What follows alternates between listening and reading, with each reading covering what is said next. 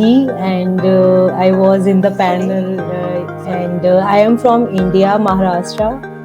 I am having 10 years of experience in IP, especially in prior art searching and analytics. And I was going to ask to Sharon that what are the specific criteria you consider for analysis, because as you raised this concern that there is lack of talent for analytics. So what are the specific criteria you consider Thank for you. analysis? Karthik, I'm so excited to be here, and I will certainly share what I do at Expedia, but I have a long history of heading intellectual property teams, and sort of what I'm doing at Expedia. I'm pretty new at it. It's about 6 months in the job, but I've had many years of doing similar work. So as the head of the intellectual property team at Expedia, we have a team of about four. So a longer session that we're happy to host for you, and that's all I had. So that's the kind of a quick overview of readiness, and really sort of how Dorothy AI is managing it in the marketplace. And of course, Now also, I'm I welcome everyone who's participating today in our panel about global approach of enforcement for fraud SAP.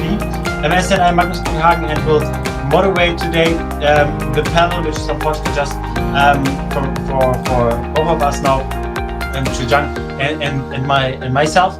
As said, I'm a senior manager at iPolitics and a researcher at Technical University. I'm happy, Chuyang, that you are here as the counterpart from China as a lawyer in the Links law office.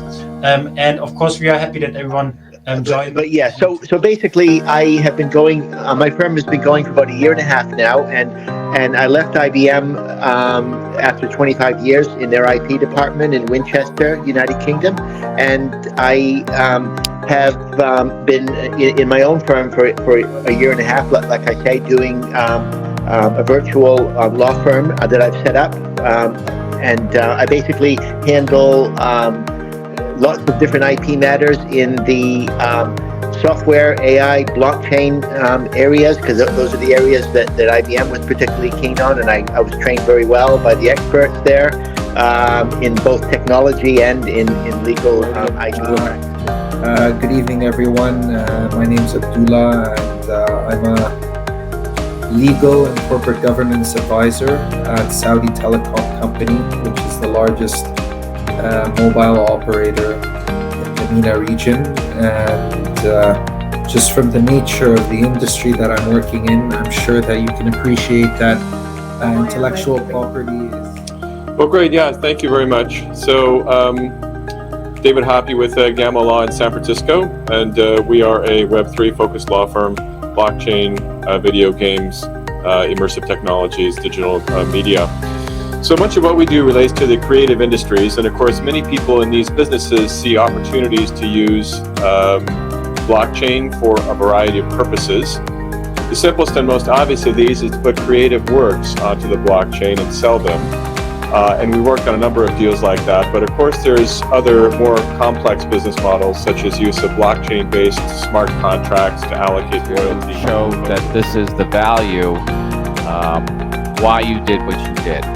And if you're in a situation where you have a competing interest, let's say you're in litigation or you're in a licensing deal, the other side is always going to pick out a methodology too, and each parties are probably going to pick out a methodology that's most favorable to them. So welcome again, everyone, to the second day of the IPR Gorilla conference. Today for panel discussion 6, we have our moderator, Curtis Wadsworth, founder and CEO of Dorothy AI USA. And the speakers are Martin Schweiger, Managing Director at Schweiger & Partners. A big part of bringing in new technology, new innovation within the space. And then there have been startups, incubators, and really small companies and innovators. Some of these might have been part of the industry. when we just discussed about the objections and other issues that we will, of course, face because it's a natural course of the prosecution.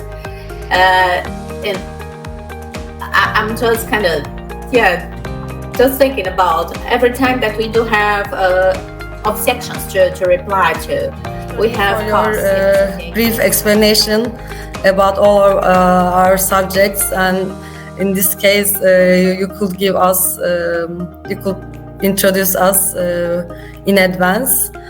So as Donit told, I am legal manager of Sabancı Holding, and this is actually a conglomerate of Turkey's leading conglomerates, and we are operating in 14 countries in Europe, Middle East, Asia.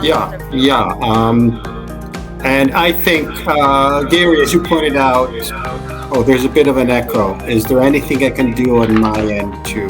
There's a lot of bit of an echo. I mean, I don't mind listening to myself, but given my ego, but how about now? Can you guys hear me? Yeah. Okay.